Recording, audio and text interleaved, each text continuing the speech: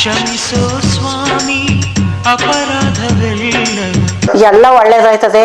ಏನೋ ನಾವು ನಂಬಿಟ್ಟಿವಿ ಭಗವಂತನ, ಆ ಭಗವಂತ ಒಳ್ಳೇದು ಮಾಡ್ಕೊಂಡ, ಅದರಿಂದ ನಾವು ಬತ್ತಾ ಇದೀವಿ, ಹೋಯ್ತಾ ಇದೀವಿ. ಶನಿ ಮಹಾದೇವ ನಿನ್ನಯ ಕರುಣೆ ಸಂಜೀವಿನಿ. ಏನಪ್ಪ ಹಿಂಗೈತೆ ಏನು ಮಾಡೋದು ಅಂತ ಅಂದಕ್ಕೆ ನನ್ನಿಂದ ಆಯ್ತದೆ, ನಾನೆಲ್ಲ ಸರಿ ಮಾಡ್ಕೋತೀನಿ ಅಂತ ಹೇಳೋದು. ಕ್ಷಮಿಸೋ ಸ್ವಾಮಿ ಅಪರಾಧವೆಲ್ಲ ಸೂರ್ಯನ ಪುತ್ರನೇ.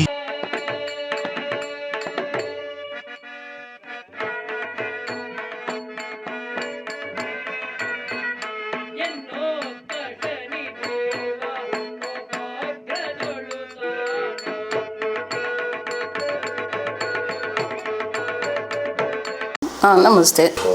ನಾವು ಬೆಂಗಳೂರಿಂದ ಇದು 7 ವರ್ಷ 8 ವರ್ಷ ಆಯಿತು. ನಮಗೆಲ್ಲ ಒಳ್ಳೆಯದಾಗಿದೆ. ಅಪ್ಪಣೆ ಕೊಟ್ಟರು ನನ್ನಿಂದ ಆಯ್ತದೆ ಅಂತ. ನಮ್ಮ ಮನೆಯಲ್ಲಿ ಯಜಮಾನ್ರಿಗೆ ತೊಂದರೆ ಆಗಿತ್ತು, ಹಾಸಿಗೆ ಹಿಡಿದು ಬಿಟ್ಟಿದ್ರು ತುಂಬ. ಆಮೇಲೆ ಸ್ವಲ್ಪ ದಿನ ಸರಿ ಹೋದರು. ಆಮೇಲೆ ಮಗ ಸರಿ ಹೋಗಿರಲಿಲ್ಲ, ಅವ್ರು ಸರಿ ಹೋದರು. ಕೇಳ್ಕೊಂಡು ಏನಪ್ಪ ಹಿಂಗೈತೆ ಏನು ಮಾಡೋದು ಅಂತ ಅಂದಕ್ಕೆ ನನ್ನಿಂದ ಆಯ್ತದೆ, ನಾನೆಲ್ಲ ಸರಿ ಮಾಡ್ಕೋತೀನಿ ಅಂತ ಹೇಳೋದು. ಇವಾಗ ಪರವಾಗಿಲ್ಲ, ಒಳ್ಳೆ ಮನುಷ್ಯರೇ ಅವರು. ಎಷ್ಟೇ ಇದಾದ್ರೂ ನಮ್ಮನ್ನು ಇದು ಮಾಡ್ತಾರೆ. ನಾವು ಅದಕ್ಕೋಸ್ಕರ ಬರ್ತಾ ಇರ್ತೀವಿ. ಹೆಸರು ಹೋಯ್ತು.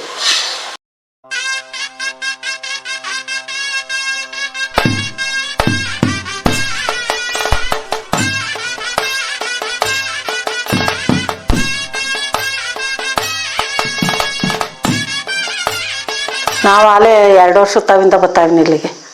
ಕಣಪ್ಪ, ಬೆಳೆ ಕಳೆದೋಗಿತ್ತು. ಹಿಂಗೆ ನಮ್ಮ ಜೊತೆಲೇ ಇದ್ದ. ಹಿಂಗೆ ದುಡ್ಡು ಕೇಳಕ್ಕೆ ಬಂದ, ದುಡ್ಡಿಲ್ಲ ಅಂದೆ. ಆದ್ರಿಂದ ನಾ ಬಳೆನೇ ಓದ್ಕೊಂಡು ಹೊಂಟೋದ. ಅದು ಸಿಕ್ತು ಕಣಪ್ಪ. ಅವನೇ ಕಳ್ಳ ಅಂತ ಭಗವಂತನ ನಿಧಿಗೆ ಬಂದ್ಮೇಲೆ ಹಿಂಗೆ ನೀವು ಜೊತೆಲಿದ್ದರೆ ಹಿಂಗೆ ಮಾಡಿದ್ರು, ಹಿಂಗೆ ಮುಟ್ರು ಅಂತ ಭಗವಂತ ಹೇಳ್ದ. ಆದ್ರಿಂದ ನಮ್ಮ ಮಕ್ಕಳು ಟೇಸನ್ ಕೊಟ್ಟು ಟೇಸನ್ ಮೂಲಕ ಬಳೆ ಬಂದು ಕಣಪ್ಪ. ಅಂಥವ್ರೆ ಕಣಪ್ಪ. ಎಲ್ಲ ಒಳ್ಳೇದಾಯ್ತದೆ. ಏನೋ ನಾವು ನಂಬಿಟ್ಟಿವಿ ಭಗವಂತನ, ಆ ಭಗವಂತ ಒಳ್ಳೇದು ಮಾಡ್ಕೊಂಡ, ಅದರಿಂದ ನಾವು ಬತ್ತಾ ಇದೀವಿ, ಹೋಯ್ತಾ ಇದ್ದೀವಿ. ಒಳ್ಳೇದಾಗಲಿ, ಆ ಭಗವಂತ ಒಳ್ಳೇದು ಮಾಡ್ತಾನೆ, ಹೋಗ್ರಿ ಒಳ್ಳೇದು ಮಾಡ್ಕೊತಾನೆ ಅಂತ ಹೇಳ್ತೀವಿ. ನನ್ನ ಮಗನ ಬಗ್ಗೆ ಬಂದಿದ್ದು ಏನಾಗಿರ್ಲಿಲ್ಲಪ್ಪ, ಚೆನ್ನಾಗೇ ಇದ್ದ. ಒಟ್ನಲ್ಲಿ ಮನೆ ಕಡೆ ಬರ್ತಿರ್ಲಿಲ್ಲ, ಹೇಳ್ದ ಮತ್ತೆ ಕೇಳ್ತಿರ್ಲಿಲ್ಲ. ಇವತ್ತು ಬಂದವನು ಒಟ್ಟಿನಲ್ಲಿ ಭಗವಂತಂಗೆ ಬಂದದಕ್ಕೆ ಕಣಪ್ಪ. ಅವನು ಇಲ್ಲಿಗೆ ಬಂದಮೇಲೆ ಅವನು ನಮ್ಮ ಮನೆಗೆ ಬಂದರೆ ಒಳ್ಳೇದಾದರೆ ಬರ್ತೀನಿ ಅಂತ ಅಂದ್ಕೊಂಡಿದ್ದೆ ಕಣಪ್ಪ.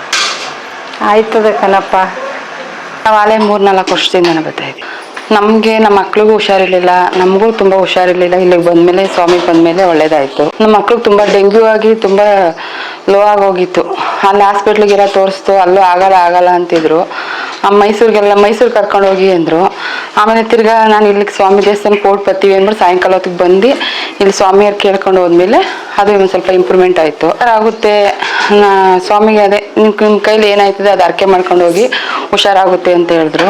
ತಿರ್ಗಾ ಸಾಯಂಕಾಲ ಇಲ್ಲಿಂದ ಹಾಸ್ಪಿಟ್ಲಿಗೆ ಹೋಗೋಷ್ಟೊಳಗೆ ಒಂದು ಸ್ವಲ್ಪ ಇಂಪ್ರೂವ್ಮೆಂಟ್ ಆಗಿತ್ತು. ಅದು ಹುಷಾರಾಗಿತ್ತು.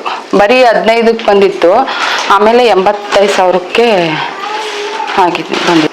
ನಮ್ಗಿಲ್ಲಿ ಬಂದಮೇಲೆ ಸ್ವಾಮಿಗೆ ಬಂದಮೇಲೆ ಒಳ್ಳೇದಾಗಿದ್ದು, ಅದಕ್ಕೆ ನಾವು ಇಲ್ಲಿ ಬರ್ತೇವೆ. ನಮಗೂ ಒಳ್ಳೇದಾಗೈತೆ. ಇಲ್ಲಿಗೆ ಬಂದಮೇಲೆ ಸ್ವಾಮಿಗೆ ಅವರು ಬಂದರೆ ಒಳ್ಳೇದಾಗುತ್ತೆ ಅಂತ ಹೇಳಿ.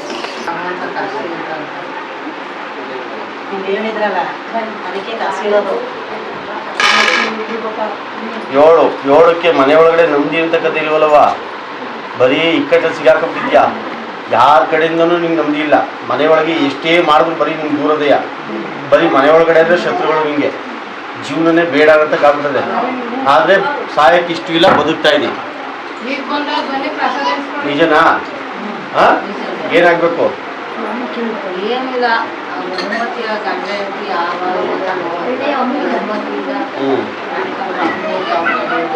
ಬಿಡೋ, ನನ್ನ ಜೀವನ ಸರಿ ಹೋಯ್ತದ ಅಂತ ಬಿಡು.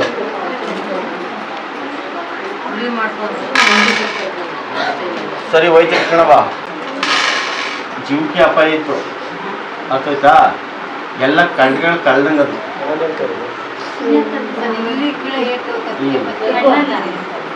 ಅದಕ್ಕೆ ಹೇಳ್ತಾ ಇಲ್ವಾ, ಒಂದು ಜುಮ್ಕಿ ಅಪಾಯ ಇತ್ತು, ಯಾವುದೋ ದೇವ್ರು ಪಾಲ್ ಮಾಡ್ಕೊಂಡ್ ಬಂದದೆ ಗೊತ್ತಾಯ್ತಾ.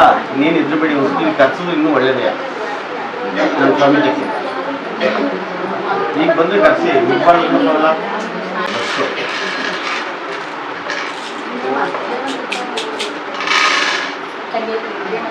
ಏನು ಅಂತ ಎದುರ್ಕೊಳ್ಳೋಂಥದ್ದೇನಿಲ್ವಲ್ಲ, ಏನು ಅಂತ ಎದುರ್ಕೊಳ್ಳೋಂಥದ್ದೇನಿಲ್ಲ. ಸ್ವಲ್ಪ ಅವನು ಹೋಯ್ತಾ ದಾರಿಗಳೆಲ್ಲ ಕಮ್ಮಿ ಮಾಡ್ಕೊಬೇಕು. ಸವಾಸಗಳು ಸರಿ ಹೋಯ್ತಾ ಇಲ್ಲ, ಆ ಸವಾಸಗಳಲ್ಲಿ ಒಂದು ಸ್ವಲ್ಪ ಇಡ್ತಾ ಇರಲಿ ಅಂತೇಳಿ ಗೊತ್ತಾಯ್ತಾ. ಯಾರನ್ನ ಸವಾಸ ಮಾಡಬೇಕು ಅಂಥವ್ರು ಮಾತ್ರ ಮಾಡ್ಕೋಬೇಕು, ಎಲ್ಲರನ್ನೂ ಮಾಡ್ಕೊಳ್ಳೋದಲ್ಲ. ಶ್ರೀರಾಮ್ ಅಂತ ಹೇಳಿ ಸರ್. ನಾವು ಸುಮಾರು ಒಂದು 8 ವರ್ಷದಿಂದ ಈ ಕ್ಷೇತ್ರಕ್ಕೆ ಬರ್ತಾ ಇದ್ದೀವಿ. ನಮಗೂ ಒಳ್ಳೇದಾಗಿದೆ, ನಮ್ಮ ಫ್ಯಾಮಿಲಿ ಎಲ್ಲರಿಗೂ ಒಳ್ಳೇದಾಗಿದೆ. ನಾವು ಈ ದೇವರ ನಂಬಿದ ಮೇಲೆ ತುಂಬ ಒಳ್ಳೇದಾಗಿದೆ. ನಮ್ಮ ಅಕ್ಕವ್ರ ಮನೆಗೆ ಕರ್ಕೊಂಡು ಹೋಗಿದ್ವಿ ದೇವ್ರನ್ನ, ಇಲ್ಲಿಂದ ನನ್ನ ತಂಗಿ ಮನೆಗೂ ಕರ್ಕೊಂಡು ಹೋಗಿದ್ವಿ, ನಮ್ಮ ಮನೆಗೂ ಕರ್ಕೊಂಡು ಹೋಗಿದ್ವಿ. ಬಟ್ ದೇವರಿಂದ ಒಳ್ಳೇದಾಗಿದೆ, ಏನು ತೊಂದರೆ ಏನಿಲ್ಲ, ನಮಗೂ ಆರಾಮಾಗಿದ್ದೀವಿ. ದೇವರು ಚೆನ್ನಾಗಿ ಇಟ್ಟಿದ್ದಾನೆ. ಬಂದವ್ರಿಗೆ ಎಲ್ಲರಿಗೂ ಎಲ್ಲ ಚೆನ್ನಾಗಿ ನೋಡ್ಕೊಂಡಿದ್ದಾರೆ. ದೇವರಿಂದ ಏನು ಮೋಸ ಏನಾಗಿಲ್ಲ, ಒಳ್ಳೇದಾಗಿದೆ.